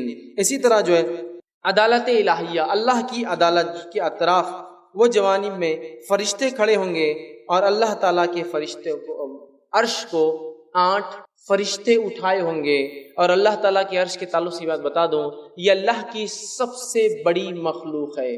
اللہ نے جتنی چیزیں پیدا کی اس میں سب سے بڑی چیز عرش ہے. اور عرش کی کیفیت کا ایک حدیث میں آتا ہے، آپ فرماتے ہیں کہ ساری کائنات کی مثال، کائنات ہمارا یونیورس جس کے تعلق سے سائنس آج کہتی ہے 200 بلین لائٹ ایئرز تک ہم دیکھ سکتے ہیں. 200 بلین لائٹ ایئرز. اگر روشنی کو 200 کروڑ سالوں تک چھوڑ دیا جائے تو جتنا سفر کریں گے اتنی کائنات ہم دیکھ سکتے ہیں. اور روشنی بھاگتی ہے 3 لاکھ کلومیٹر فی سیکنڈ، اتنی کائنات ہم دیکھ سکتے ہیں. اور سائنس کہتی ہے تو کائنات کا ایک ذرہ ہے بھی، ابھی تو بہت باقی ہے. سمجھ رہے آپ؟ تو آپ سے فرماتے ہیں کہ ساری کائنات کی مثال اللہ کی کرسی کے سامنے ایسی ہے جیسا ریگستان میں انگوٹھی. ساری کائنات کی مثال اللہ کی کرسی کے سامنے، آیت الکرسی کرسی کے سامنے ایسی ہے جیسے سونے کی ایک انگوٹھی جو ریگستان میں گری ہو. ریگستان میں ایک انگوٹھی کی کیا حیثیت ہے؟ اور آگے فرمایا اللہ کے عرش کے مقابلے میں کرسی کی حیثیت ایسی ہے جیسا ریگستان میں انگوٹھی. اس لیے کہ وہ جو کرسی ہے وہ کرسی اللہ کے قدم رکھنے کی جگہ جو آیت الکرسی میں ہے وہ کرسی، عرش اس کے اوپر والی جگہ ہے. سمجھ رہے آپ؟ تو یہ کرسی ہے اور یہ عرش ہے. عرش اللہ کی سب سے بڑی مخلوق ہے، اس سے بڑی چیز اللہ نے نہیں بنائی. تو وہ عرش لے کر 8 فرشتے اس عرش کو اٹھائے ہوں گے. سورہ حاقہ سورہ 69 آیت نمبر 17. اسی طرح جو ہے عدالت الہیہ کے گواہ کون کون ہوں گے، وہ عدالت جو قائم ہوں گی، وٹنسز کون ہوں گے، آئیے وہ دیکھتے ہیں. امت محمدیہ کو اسلام جو ہے پہنچانے کی گواہی خود رسول اللہ صلی اللہ علیہ وسلم دیں گے. پہلے گواہ جو بنیں گے اس روز وہ محمد صلی اللہ علیہ وسلم ہوں گے اور وہ کہیں گے اللہ میں نے اسلام ان تک پہنچا دیا. اس کے بعد دیگر امتوں کے انبیاء کرام اپنی اپنی امتوں کے بارے میں کہیں گے اللہ ہم نے اپنے اسلام کو پہنچا. تو پہلے گواہ مقام محشر میں اللہ کی عدالت میں انبیاء علیہ الصلوۃ والسلام کی جماعت بنیں گے. اس کے بعد جو امتیں اپنے انبیاء کو جھٹلانے کی کوشش کریں گے، چونکہ جہنم لائی جائیں گی نا، تو جھٹلانے نہیں ہم کو تو پیغام نہیں پہنچا، تو اللہ تعالیٰ امت محمدیہ کے علماء اور ان کے فضلاء، ان کے دین کا علم رکھنے والوں کو لائیں گا اور وہ گواہی دیں گے ان انبیاء پہ کہ ہاں ان نبیوں نے پیغام کو پہنچا. تو گویا محمد صلی اللہ علیہ وسلم اور دیگر انبیاء گواہ اور دیگر انبیاء پر اس امت کے علماء اور فضلاء نیک لوگ گواہ بنیں گے، یہ بھی گواہ ہے. اسی طرح جو ہے کرامن کاتبین کا تیار کردہ رجسٹر بھی گواہ ہوں گا. ریٹرن ہوتا ہے کرامن کاتبین، وہ 2 لکھنے والے اکرام والے، ان کا رجسٹر بھی گواہ بننے والا ہے اور وہ گواہی اعمال کی گواہی دیں گا. اسی طرح انسان کے ہاتھ، پاؤں اور دیگر اعضاء اللہ کی عدالت میں گواہی دیں گے اور سب سے پہلے ران 28 سب سے پہلے گواہی دینے والی ہے کہ اس سے کیا کیا کام کیا انسان، یا اس کے ذریعے سے کیا اچھائی اور کیا برائی کی. پھر اس کے بعد ہاتھ، پیر، منہ اور ہر چیز ہوں گی، حتیٰ کہ جب اللہ تعالیٰ انسان سے پوچھیں گا، چونکہ جہنم دیکھ چکا ہوں گا، اپنے اعمال سے پریشان ہوں گا تو جھوٹ بولنا شروع کر دیں گا. اللہ سب سے پہلے جس اعضاء کی گواہی نہیں لیں گا وہ زبان ہوں گی بند کر دیں گا اس کو اور کہیں گا اب دوسرے اعضاؤں کو اب تم دو، اور دوسرے اعضاء پھر گواہی دینا شروع کریں، جس میں سب سے پہلے ران مانڈی گواہی دیں گی انسان کے خلاف یا اس کے حق میں. ٹھیک. اسی طرح جو ہے جو چیزیں قیامت کے روز گواہ بنیں گی اس میں جو چیزیں وہ یہ انگلیاں گواہی دیں گی، جس پہ انسان تسبیح پڑھتا تھا، اچھا ہے کہ اللہ یہ تسبیح پڑھتا تھا، یاد رکھیں، تو انگلیاں گواہی دیں گی. اور صحیح بات یہ ہے کہ تسبیح کو سیدھے ہاتھ پہ پڑھنا چاہیے صرف، ٹھیک، تو انگلیاں گواہی دیں گی تسبیح پڑھنے والی. اسی طرح جو ہے سجدے کی جگہ گواہی دیں گی. ایک جگہ آتا ہے جہاں انسان نے سجدہ کیا وہ گواہی دیں گے. اسی لیے نماز جب پڑھتے ہیں تو ہم جگہ بدلتے رہتے ہیں ادھر ادھر، تاکہ جتنی جگہ نماز ہو اتنی جگہ سجدہ گواہی دیں گے وہ جگہ سجدے کی. اور نبی اکرم صلی اللہ علیہ وسلم کی سنت بھی تھی کہ آپ فرض اور سنت میں فرق کرنے جگہ بدل دیا کرتے تھے، ٹھیک. لیکن یہ بھی ایک ہے کہ گواہ بنے گی وہ زمین، ٹھیک ہے. اسی طرح جو ہے حجر اسود بھی جو ہے جس نے اس کو استلام کیا تھا، استلام کرتے ہیں عمرہ حج میں جاتے، استلام کیا تھا، وہ بھی گواہی دیں گے اللہ کی آیا تھا میرے پاس زیارت کے لیے تیرے گھر کی، وہ بھی گواہی دیں گے. اسی طرح جو ہے اللہ کی عدالت میں جو ہے حاضری جو ہے اس کی کیا کیفیت ہوں گی، تو عدالت الہیہ کے اندر ہر چھوٹے بڑے کو جواب دینا ہوگا، انڈیویجول، اکیلے فردن، ٹھیک ہے. اسی طرح جو ہے فرشتوں سے بھی اللہ جواب طلبی کریں گا. مطلب انسانوں سے جواب طلبی ہوں گی عدالت میں، فرشتوں سے بھی اللہ جواب طلبی کریں گا، کیا کیا ہوا، کیا کیا کیا، گواہ بنے تھے کیا، ان پر جواب طلبی کریں گا. تیسرا رسولوں سے بھی جواب طلبی ہوں گی، انبیاءوں سے پوچھیں گا کیا پہنچایا تھا نہیں پہنچایا تھا قوم کو پیغام. اسی طرح چوتھا عیسیٰ علیہ السلام سے بھی جواب طلبی ہوں گا. عیسیٰ کہ تم نے تو حکم نہیں دیا تھا کہ اللہ کے علاوہ عبادت کرو. عیسیٰ کہیں گے اللہ تو جانتا تھا، میں تو تیرے علاوہ حکم کچھ کہتا ہی نہیں تھا، جب میں زندہ تھا تو میں نے تو کبھی حکم نہیں دیا. ہاں میرے مرنے کے بعد انہوں نے کیا کیا میں بری ہوں اس سے، میری ماں کے ساتھ میرے ساتھ کہ انہوں نے معبود بنایا، میں بری ہوں. تو عیسیٰ علیہ السلام جواب طلبی ہوں گی. اولیاء اللہ سے جواب طلبی ہوں گی، جو نیک لوگ ہوں گے اللہ ان سے پوچھیں گا کیا تم نے اپنی زندگی میں حکم دیا تھا لوگوں کو کہ تمہارے جانے کے بعد تم سے مانگے حاجتیں پوری کروائے. وہ بھی کہیں گے نیک لوگ اللہ ہم نے کبھی نہیں بولا تھا ان کو یہ کام کرنے کا. اسی طرح جنات سے اللہ جواب طلبی کریں گا، جنوں سے کہ کیا کر کے آئے، حساب و کتاب ہوگا. اسی طرح جو ہے انسانوں سے اللہ جواب طلبی کریں گا اپنے عدالت میں کہ کیا کر کے آئے ہیں. اسی طرح جو ہے اہل ایمان کو عدالت الہیہ میں بڑی عزت اور احترام اور مہمان نوازی سے پیش کیا جائے گا، جس کے تعلق سے اللہ رب العزت نے سورہ مریم سورہ نمبر 19 آیت نمبر 85 میں کہا کہ جو ہے اہل ایمان نیک لوگ عزت اور اکرام کے ساتھ پیش کیے جائیں گے، جبکہ کافر اور فجار اور گناہ گار پھٹکار دیتے ہوئے، برے الفاظ کہتے ہوئے، مارتے ہوئے، گھسیٹتے ہوئے، چہرے کے بل گھسیٹتے پیش کیے جائیں گے، ٹھیک ہے. اور جو ہے نیک لوگ عزت اور احترام کے ساتھ جو ہے وہاں پیش کیے جائیں گے. اسی طرح جو ہے حوض کوثر بھی مقام محشر میدان محشر میں ہوں گا. اس کی تفصیلات بھی کچھ دیکھتے ہیں. میدان محشر میں ہر نبی کو پانی کی خاص نہر دی جائیں گی اور محمد صلی اللہ علیہ وسلم کو حوض کوثر والی نہر دی جائیں گی. ہر نبی کو ایک ایک نہر ملیں گی. امت محمدیہ کے لیے محمد صلی اللہ علیہ وسلم کو حوض کوثر دیا جائے گا. حوض کوثر کی خصوصیت یہ جامع ترمذی کی روایت تھی، اور حوض کوثر کی خصوصیت یہ جو اس کا پانی ایک بار پی لیں گا اس کو دوبارہ پیاس نہیں لگیں گی، اور جو اس کا پانی نہیں پی سکیں گا وہ ہمیشہ پیاسا رہیں گا. تو مقام محشر پسینہ بری حالت، وہاں پانی کا ایک ذریعہ ہے، ہر انبیاء کو ایک نہر وہ پانی پلا رہیں گے. تو حوض کوثر جو ہے اس کی کیفیت یہ ہے کہ وہ ایک نہر ہے اور اس پر اتنے گلاس آپ وسلم فرماتے ہیں جتنے آسمان کے ستارے بھی نہیں، اس سے زیادہ کپس ہے جس سے مومن پانی پئیں گے اور آپ وسلم ان کو پانی پلائیں گے اپنی امتیوں کو. حوض کوثر پر سب سے پہلے سیراب ہونے والی جماعت مہاجرین اور فقراء کی ہوں گی.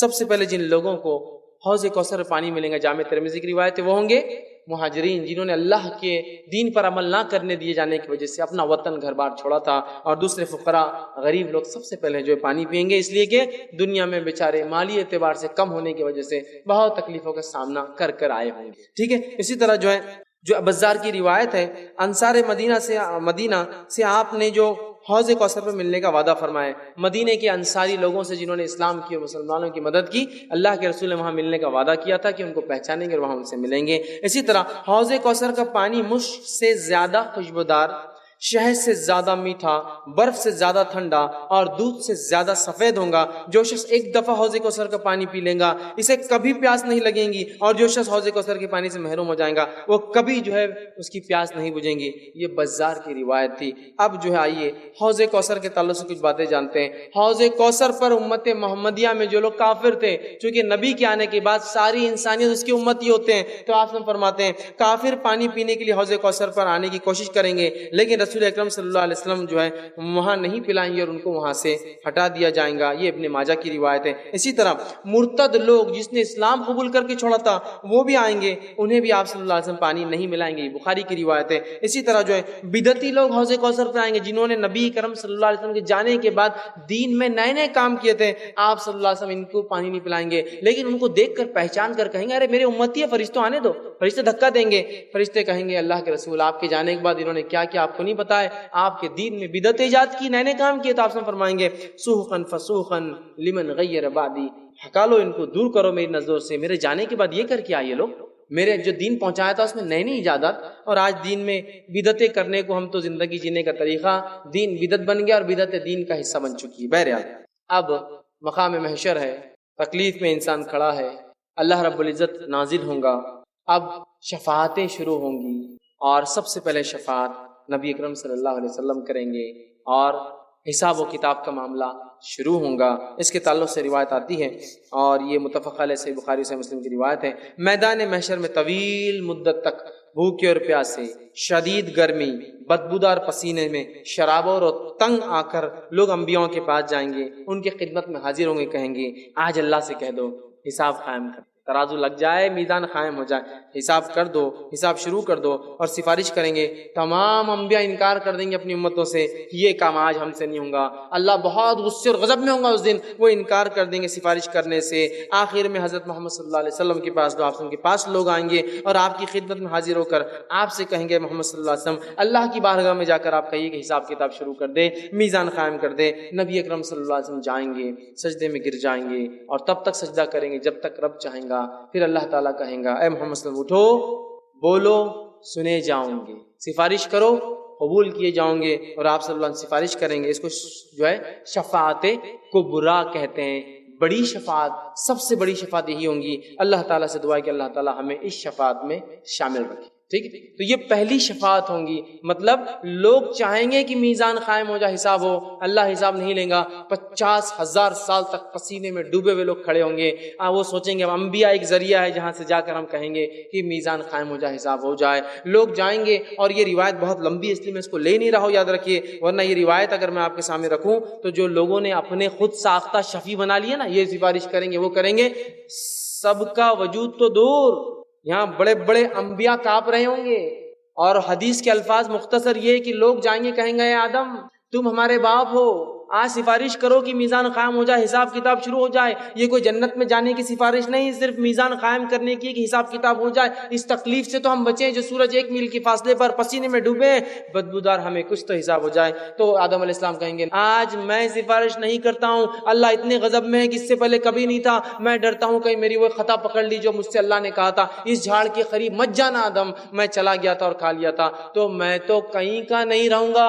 آپ جو ہے شاید نوح کے پاس جاؤ, وہ سفارش کرے. لوگ بھاگے بھاگے آئیں, کہیں گے نوح تم پہلے رسول ہو جو انسانیت کی طرف بھیجے گئے, ہماری آج سفارش کر. نوح علیہ السلام کہیں گے نہیں, آج اللہ اتنے غضب میں ہے کہ اس سے پہلے کبھی نہیں ہوا تھا, اس کے بعد کبھی نہیں ہوں گا, اور میں ڈرتا ہوں, میں نے اپنی قوم کے خلاف بددعا کی تھی, کہیں میرا رب آج مجھے پکڑ لے تو میں کہیں کا نہیں رہوں گا. وہ کہیں گے نفسی نفسی, اللہ میری نفس بچا, میری نفس بچا, اور نکل جائیں گے وہاں سے. کہیں گے جاؤ شاید ابراہیم کے پاس جاؤ, اس کی بات اللہ تعالیٰ سن لے, اس لیے کہ وہ اللہ کی خلیل ہے, دوست ہیں. لوگ بھاگے بھاگے آئیں, کہیں گے ابراہیم تم چلو اللہ کے پاس, تم خلیل و اللہ کے دوست سے, تم اللہ کی دنیا میں سفارش کرو کہ میزان قائم ہو. ابراہیم علیہ السلام کہیں گے نہ بھائی نہ, میں یہ کام نہیں کر سکتا, اللہ اتنے غضب میں, نہ اس سے پہلے تھا نہ اس کے بعد ہوا ہے. اگر اللہ نے میری 2 خطائیں جو دنیا میں کی تھی پکڑ لی تو میں تو کہیں کا نہیں رہوں گا, تم کسی اور کے پاس جاؤ, شاید موسیٰ کی اللہ بات سن لے. لوگ موسیٰ علیہ السلام کے پاس جائیں, کہیں گے موسیٰ تم کلیم اللہ ہو, اللہ نے تم سے کلام کیا, سیدھے بات کی, تمہارا یہ شرف ہے, تم اللہ سے سفارش کرو. موسیٰ علیہ السلام کہیں گے نہیں بھائی نہیں, اللہ اتنے غضب میں ہے کہ نہ اس سے پہلے ہوا تھا نہ اس کے بعد ہوں گا, کہیں اگر وہ میرے مکے مارنے کی بات اللہ نے اگر نکال دی, مجھے پکڑ لیا تو میں کہیں کا نہیں رہوں گا, نفسی نفسی, اللہ مجھے بچا بول کر نکل جائیں گے. کہیں گے شاید عیسیٰ کے پاس جاؤ, وہ کچھ مدد کرے. لوگ آئیں گے اور کہیں گے عیسیٰ تم اللہ کے کلمے تھے, تم اللہ کی روح, مطلب جس میں اللہ نے جس کے لیے روح پھونکی تھی, جس میں ڈالی تھی, کلمت اللہ ہو, روح اللہ ہو, تم سفارش کرو. عیسیٰ علیہ السلام بغیر کوئی عذر دے کر کہیں گے میں تو آج نہیں کروں گا, محمد صلی اللہ علیہ وسلم کے پاس جاؤ. لوگ محمد صلی اللہ علیہ وسلم کے پاس کہیں گے محمد صلی اللہ علیہ وسلم آپ سفارش کیجئے, آپ صلی اللہ علیہ وسلم تب آگے بڑھیں گے.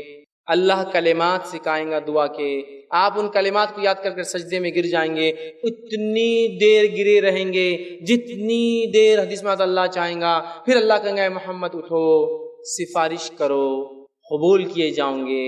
میرے بھائی بڑے بڑے انبیاؤں کی حالت نفسی اور نفسی کی ہے، اور ہم کس کس کے پیچھے پڑے ہوئے کہ وہ ہم کو لے جائیں گے جنت میں۔ بڑے بڑے انبیاء نفسی کر کے نکل جا رہے، اللہ مجھے بچانا آج، میں کس کی فکر نہیں کرتا ہوں، نکل جائیں گے، اور ہم لگے ہیں کہ یہ سفارشی بنیں گے، وہ ارے یہ تو خود ساختہ ہے، سیلف اپوائنٹڈ ہے تمہارے، یہ ہے جو ہے سفارش کرنے والے ہیں۔ اور اس کے بعد حدیث میں آتا ہے دیگر انبیاء، صلحاء اور جو ہے شہید اور صدیقین اور نیک لوگ اور فرشتے اور انسان اور جن پھر سفارشیں کریں گے۔ یہ پہلی شفاعت اور سفارش ہے جو قبول کی جائیں گی، اور یہ سب کے لیے نہیں قبول کی جائیں گی، حدیث میں چند لوگوں کے لیے قبول کی جائیں گی۔ پھر اس کے بعد پھر میں اللہ کے سامنے آپ سے سجدے میں گروں گا اتنی دیر جتنی دیر میں رب چاہے، پھر چند لوگوں کی سفارش قبول ہوں گی، پھر میں سجدے میں گر جاؤں گا اتنی دیر جتنا رب چاہے، پھر چند کی ہوں گی۔ پتہ چلا پوری امت کی سفارش ایک ساتھ قبول ہونے والی بھی نہیں ہے۔ اور اللہ کے رسول کس کی سفارش کریں گے سب سے پہلے؟ وہ جو فاسق اور فاجر تھا۔ آج حالت یہ ہے کہ نبی اکرم صلی اللہ علیہ وسلم کی سفارش اور شفاعت تو سب کو چاہیے، لیکن آپ کے ایسے اعمال کرنے کو تیار نہیں، تو نبی کس کو چاہیں گے اس روز؟ فاسق اور فاجروں کو، گناہ گاروں کو، بدعتیوں کو، جنہوں نے دین میں ایجاد کیا، مشرکوں کو، اللہ کے علاوہ دوسروں، ان کو بدل کریں؟ نہیں، وہ تو ان کو کریں گے جو سب سے زیادہ آپ کے طریقے پر چل کر آئے۔ آج سب سے زیادہ ان کے طریقے کو چھوڑ کر سب سے زیادہ امیدیں لگا بیٹھے کہ ہم جو ہے جنت میں جانے والے، کیوں؟ تو ہمارے نبی سے کریں گے۔ ہم یقیناً توقع رکھتے ہیں، امید کرتے ہیں، اللہ سے دعا بھی کرتے ہیں کہ یقیناً ہم اس شفاعت میں شامل ہو، لیکن اس کے لیے کچھ اعمال بھی کرنے پڑتے ہیں، یاد رکھیے۔ اور جو ہے شفاعت کبریٰ کے لیے رسول اللہ صلی اللہ علیہ وسلم جنت کا دروازہ کھلوائیں گے۔ رسول اللہ صلی اللہ علیہ وسلم جو عرش کے نیچے پہنچ کر سجدے میں گر پڑیں گے، اللہ تعالیٰ کی دیر تک حمد و ثنا کریں گے، پھر سفارش کی اجازت دی جائیں گی۔ صحیح مسلم کے الفاظ ہیں۔ اس کے بعد جو ہے شفاعت کبریٰ کے نتیجے میں سب سے پہلے امت محمدیہ کے 70,000 لوگ بنا حساب کتاب کے ڈالے جائیں گے۔ یہ جامع ترمذی کی روایت ہے، اللہ تعالیٰ ہمیں بھی ان میں جو ہے شامل کرے۔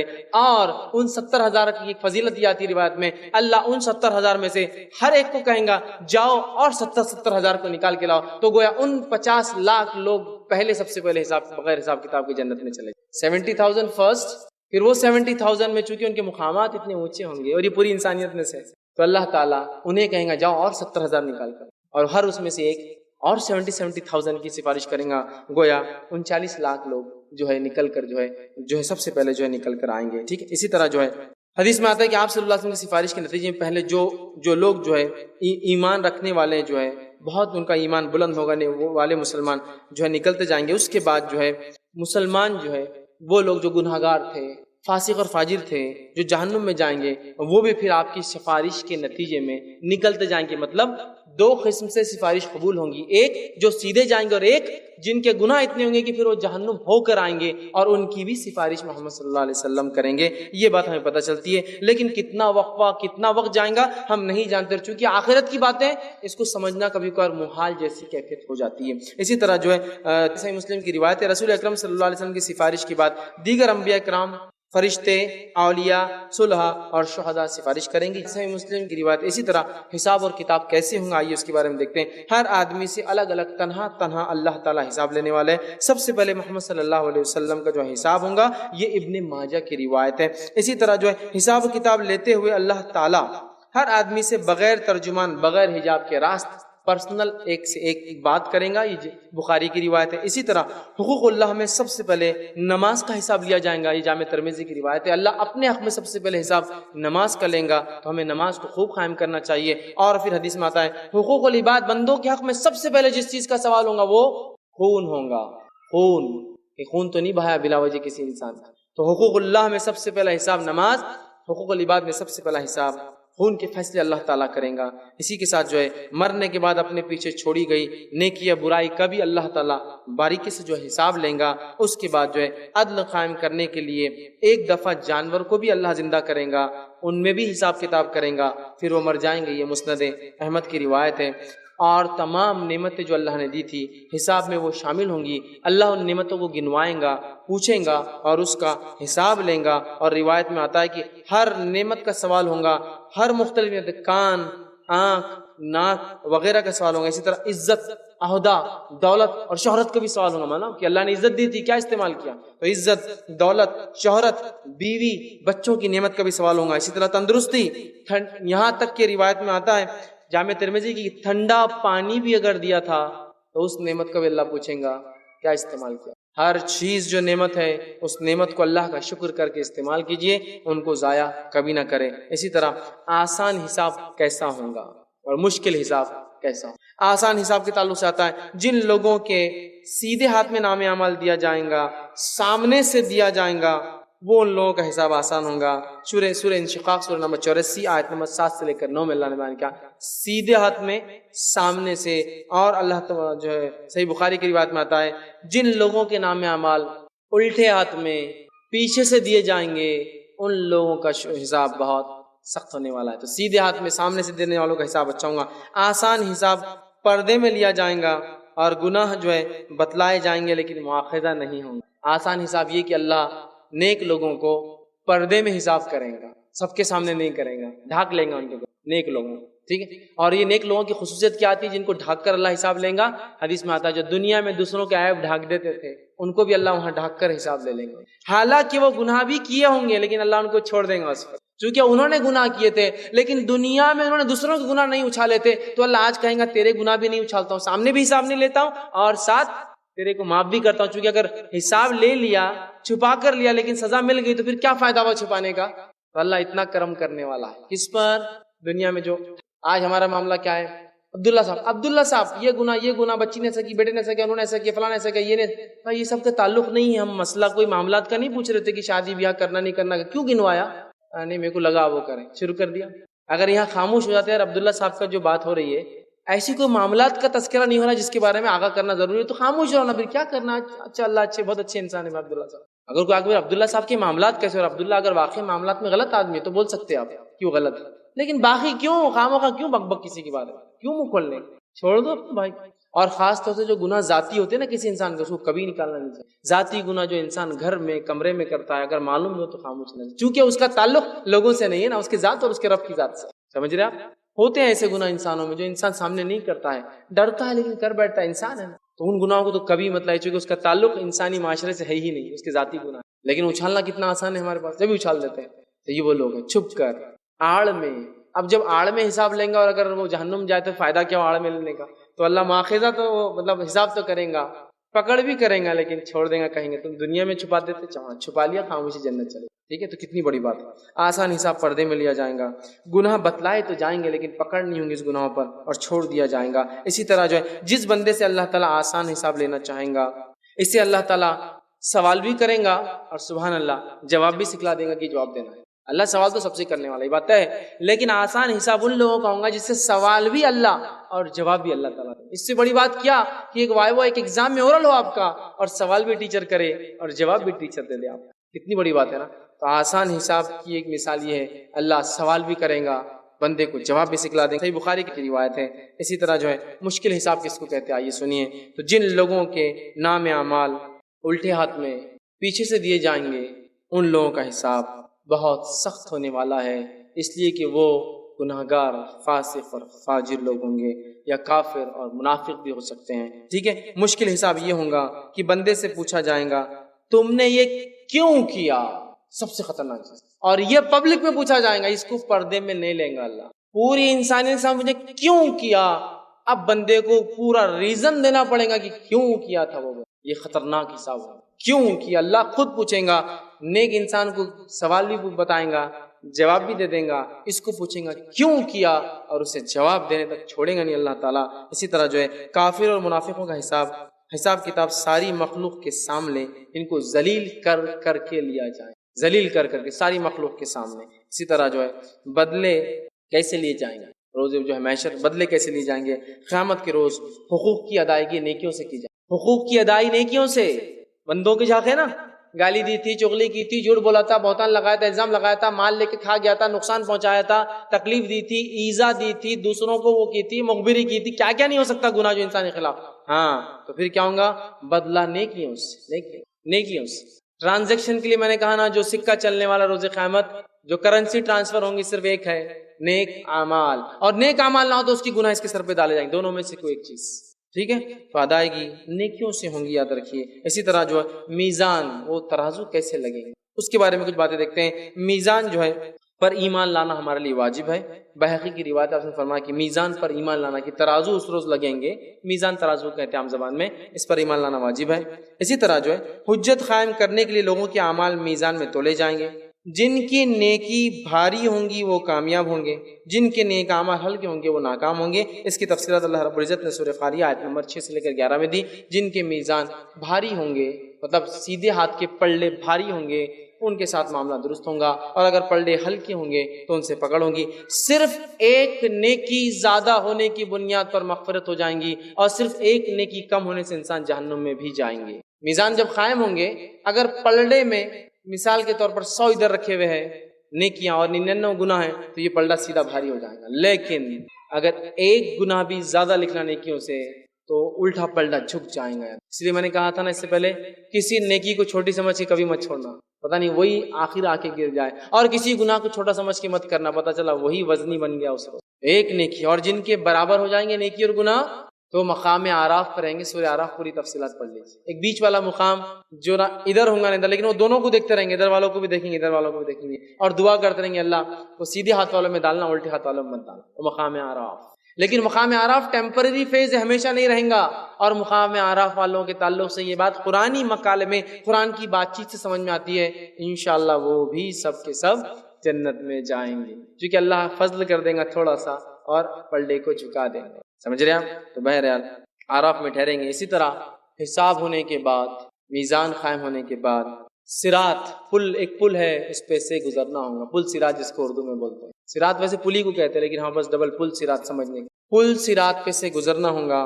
پل صراط کے تعلق سے حدیث جو ہے حدیث میں آتا ہے صحیح مسلم کی، بال سے زیادہ باریک اور تلوار سے زیادہ تیز ایک چیز ہے، اور میزان قائم ہونے کے بعد ایک گھنگھور اندھیرا چھا جائے گا، اور روشنی کی ایک کرن بھی اب باقی نہیں رہیں گی، اور پھر پل صراط جہنم کے اوپر لگایا جائیں گے، ادھر سے ادھر اسٹریچ کے۔ ہر شخص کو جہنم پر سے گزرنا ہی ہے، نیک ہو یا بد ہو، نیک گزر جائیں گا دیکھ کر، بد گر جائیں گا۔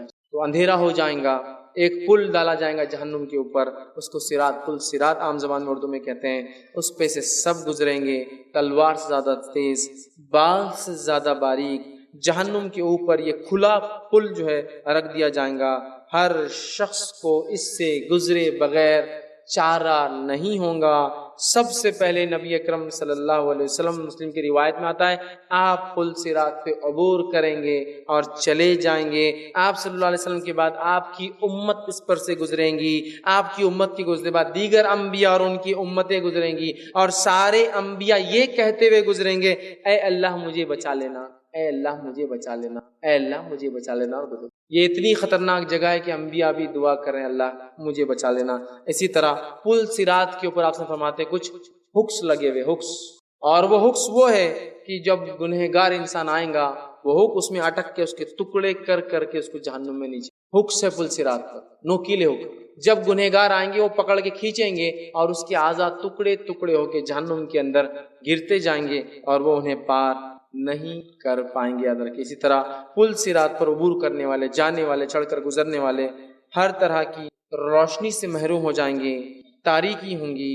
امت محمدیہ صلی اللہ علیہ وسلم سب سے پہلے فقراء اور مہاجرین کی جماعت اس پہ سے گزر جائیں گے، حوض کوثر پہ بھی سب سے اول، صراط پہ بھی سب سے اول، اور جنت میں بھی سب سے اول جائیں گے فقراء اور مساکین۔ اور ایک روایت میں غریب لوگ مالدار لوگوں سے 500 سال آخرت کے پہلے جائیں گے جنت، 500 ایئرس، 500 سال پہلے۔ کیوں؟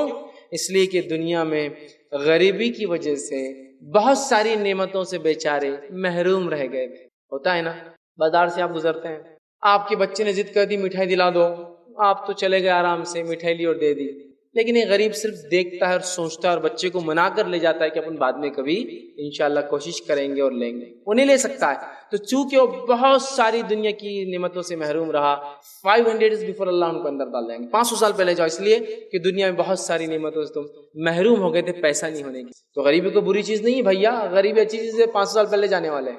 اور مالداروں کے تعلق سے کہا مالدار کے لیے تو جنت میں جانا بہت مشکل ہوگا، اس لیے کہ مالداری بہت عظیم نعمت ہے، ایک روپے کا حساب ہونے والا ہے، ایک روپے، غریب سے وہ نعمت ہی چھین گئی تو حساب بھی نہیں ہے اس کے لیے، امیر سے ایک روپے کا، اور ایک روایت میں آتا ہے کہ امیر کے لیے بہت مشکل ہوگا گزرنا جنت میں یا جنت میں جانا، چونکہ اس کے مال کی وجہ سے بہت اس نے غلطیاں کی، کب کبر، تکبر، بڑھاوا، اونچائی اور کیا کیا نہیں آتا مالداری کی وجہ سے، ہے نا، یہاں تھوڑی بڑھ سکتا میں اتنا بڑا آدمی ہوں میں، کبر مال کی وجہ سے ہے نا، غریب آدمی کبھی بولتا ہے کہ ایسا نہیں، مال بہت گناہ لاتا ہے انسان کے اندر، لیکن مال ایک نعمت بھی ہے، اس کا صحیح استعمال انسان کو ایسے درجے بلند کروا سکتا ہے، اسی کو انتہا نہیں، لیکن بہرحال استعمال صحیح ہو تو بہرحال سب سے پہلے فقیر جائیں گے۔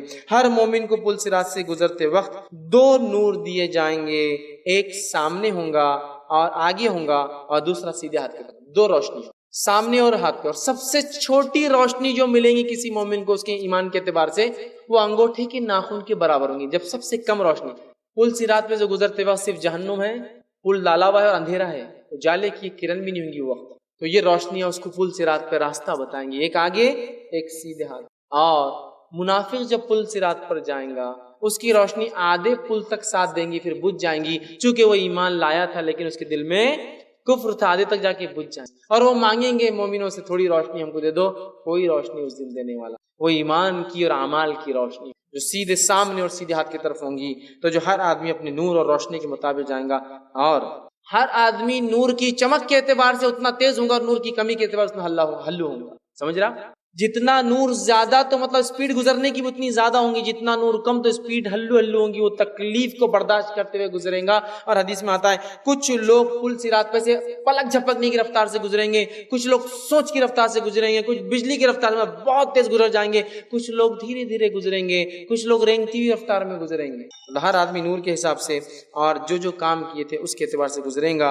اور جو ہے صراط جو ہے پھسلنے اور گرنے، اور پل صراط کی خصوصیت یہ ہے وہ پھسلنے اور گرنے کی جگہ سیدھا راستہ نہیں ہے، وہ سلپری وے ہے، پھسلنے والا راستہ ہے۔ حدیث میں آتا ہے بعض مومن جو بجلی کی رفتار سے پل صراط پہ سے گزر جائیں گے، بعض مومن پلک جھپکنے کی رفتار سے گزر جائیں گے، ٹھیک ہے، اسی طرح جو ہے بعض جو ہے ہوا کی تیز رفتار سے گزریں گے، بعض پرندے کی تیز رفتار سے گزریں گے، بعض گھوڑے کی تیز رفتار سے گزریں گے، بعض اونٹوں کی چال کی رفتار سے گزریں گے، بعض جو ہے خیر اور عافیت کے ساتھ جیسے تیسے ہی صحیح بہرحال باہر نکل جائیں گے، بعض جو ہے گرتے پڑتے ٹھوکرے کھاتے ہوئے زخمی ہوتے ہوئے نکل جائیں گے، اور بعض جو ہے وہ حکس میں اٹک کے جہنم کے اندر گر جائیں۔ ہر کوئی اپنی روشنی کے حساب سے رفتار اور تکلیف اس کے حساب سے، یہ صحیح مسلم کی روایت تھی۔ اسی طرح پل صراط پر منافق آدھے راستے جانے کے بعد اس کی روشنی بجھ جائیں گی۔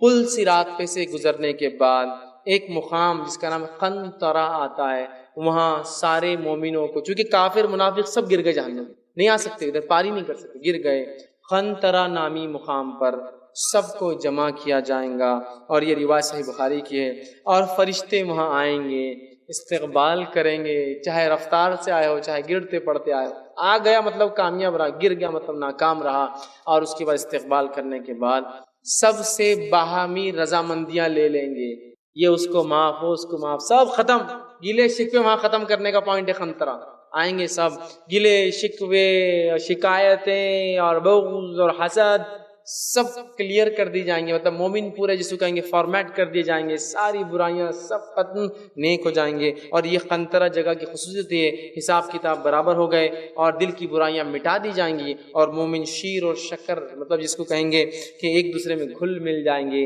اور تمام اپنی خطاؤں لرزشوں اور گناہوں اور کسی نے کوئی ان کے خلاف کیا تھا معاف کر کے اندر چلے جائیں گے۔ تو یہ ہے آخری سٹاپ تھا، اس کے بعد صرف 2 مقام جہاں انسان جاتا ہے، ایک جسے سیدھے ہاتھ جنت اور دوسرا الٹے ہاتھ جہنم جاتا ہے، یاد رکھیں انسان۔ ویسے تو پل صراط پر لوگ